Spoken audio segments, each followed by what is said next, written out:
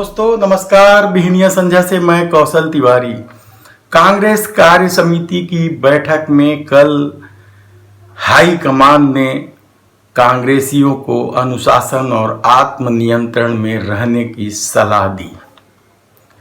वे तो पहले से ही आत्मनियंत्रण और अनुशासन में हैं, लेकिन ये सलाह सोनिया गांधी ने दी है।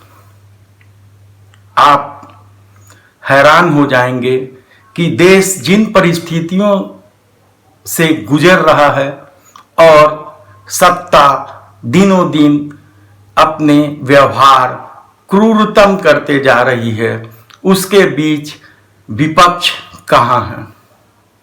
विपक्ष डरा हुआ है, कमजोर है, कायर है, या आप किसी भी इस तरीके से तमगे से नवाज सकते हैं, लेकिन हकीकत तो यही है कि सत्ता को आम लोगों से कोई सरोकार नहीं है। कानून न्याय नाम की चीजें अपनों के सामने आकर नतमस्तक हो जाती है। संवैधानिक संस्थाओं का दुरुपयोग हो रहा है और सार्वजनिक उपक्रम लगातार बेचे जा रहे हैं, निजी हाथों में सौंपे जा रहे हैं। और विपक्ष कुछ एक मुद्दे को छोड़ दें, कुछ एक हंगामे को छोड़ दें, तो विपक्ष पूरी तरीके से खामोश बैठा है, मानो वो ये सोच लिया है कि सत्ता की क्रूरता से नाराज जनता अगले बार होने वाले चुनाव में उन्हें सत्तासीन कर देगी। तब सवाल ये है कि आम जनमानस क्या 5 साल का इंतजार करे ताकि सत्ता बदल दे? सवाल बहुत से हैं। आप इतिहास से सबक लेने को तैयार नहीं हैं। रावण बनती सत्ता के प्रति आप जिस तरीके से रवैया अपना रहे हैं, वह विपक्ष के न तो हित में है और न ही आम जनमानस के हित में है। आप सोच रहे होंगे कि हम इतने तीखे क्यों हो गए हैं। दरअसल जो परिस्थितियां देश भोगने लगी है,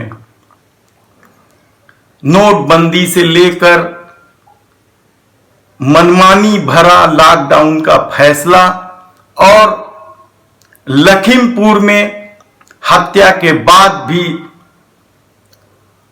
बाप यदि केंद्र में मंत्री बना हुआ है, तो यकीन मानिए कि सत्ता गोरखपुर में जिस तरीके से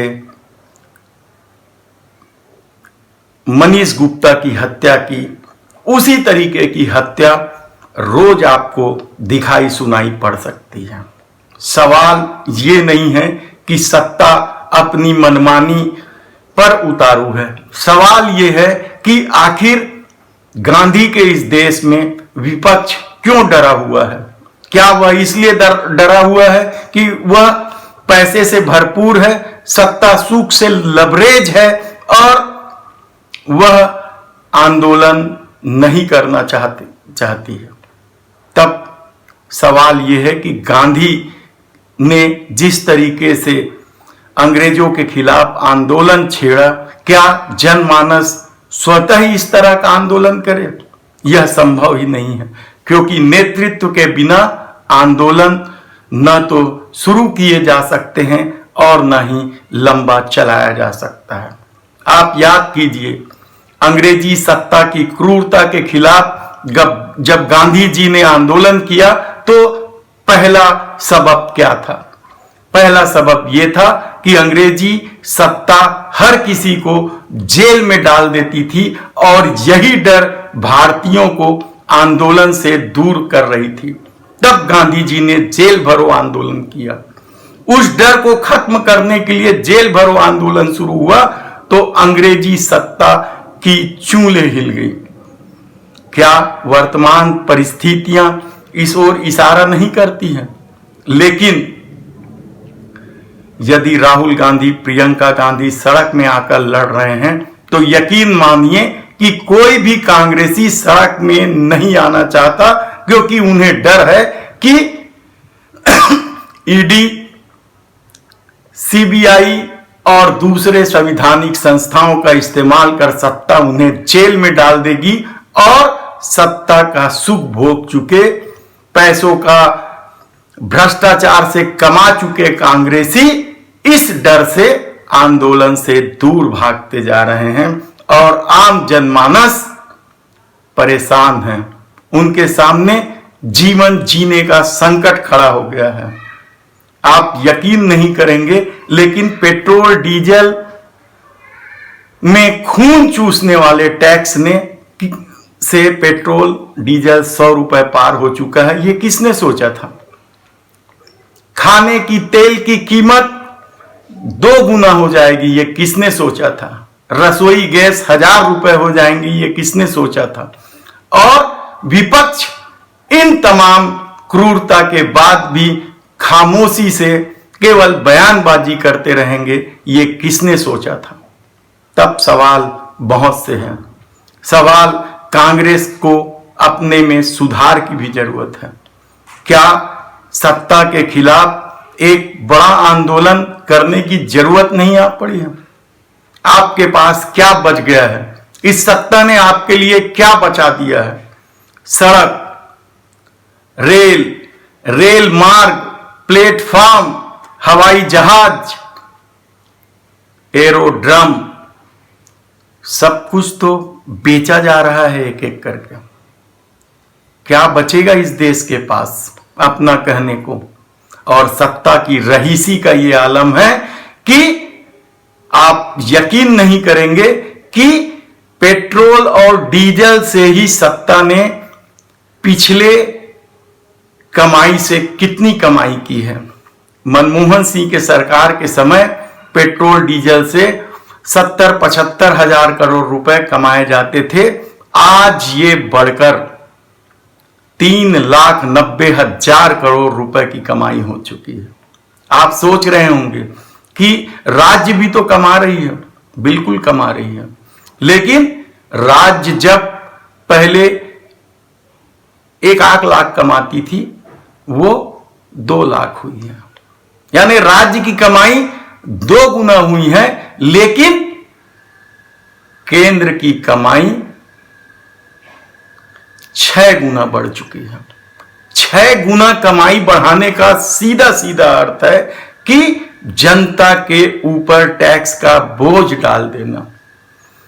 ऐसी सत्ता आपने कभी न देखी होगी न सुनी होगी, लेकिन ये हकीकत है। तब सवाल यह है कि कांग्रेस वर्किंग कमेटी में बैठे लोग कौन लोग हैं? कितने सांसद हैं उसमें? उन्हें कितनी समझ लगी हुई है इस देश की? वे कितने पूंजीपति हैं? वे कितने करोड़पति लखपति हैं? सवाल बहुत से हैं। तो क्या सिर्फ राहुल और प्रियंका के भरोसे 2024 में वैतरणी पार हो सकती है? कतई नहीं पार हो सकती, क्योंकि राष्ट्रीय सुरक्षा के नाम पर जिस तरीके से हर मामले को दबाया जा रहा है, हालत यह है कि पेगासस जैसे मामले में सुप्रीम कोर्ट कमेटी बनाने वाली है, लेकिन उसे एक्सपर्ट नहीं मिल रहे हैं। कोई भी व्यक्ति सत्ता के खिलाफ जाने को तैयार नहीं है और यह डर हर क्षेत्र में आपको दिखाई देने लगेगी। भले ही सोनिया गांधी लखीमपुर मामले में यह कहकर पल्ला झाड़ ले कि यह इसमें भाजपा की मानसिकता उजागर हुई है, लेकिन सच तो यह है कि सत्ता की क्रूरता बढ़ते जा रही है और आम आदमी पिसता जा रहा है, कुचलता जा रहा है, कुचला जा रहा है। तब सवाल बहुत से हैं। सवाल जन आंदोलन का है और विपक्ष जब कायर डरपोक होकर बैठ जाए तो जन आंदोलन कैसे खड़ा हो सकता है? तब क्या 2024 में भी मोदी सत्ता की वापसी तय है? ये आपको सोचना है कि बढ़ती महंगाई, बढ़ती बेरोजगारी और देश की संपत्तियों को टुकड़े में बिकते देखना कितना आप बर्दाश्त कर सकते हैं? सवाल एक बार जरूर रुक कर सोचना कि हम किन परिस्थितियों में देश को ले जा रहे हैं और किन परिस्थितियों में जीना चाह रहे हैं। धन्यवाद।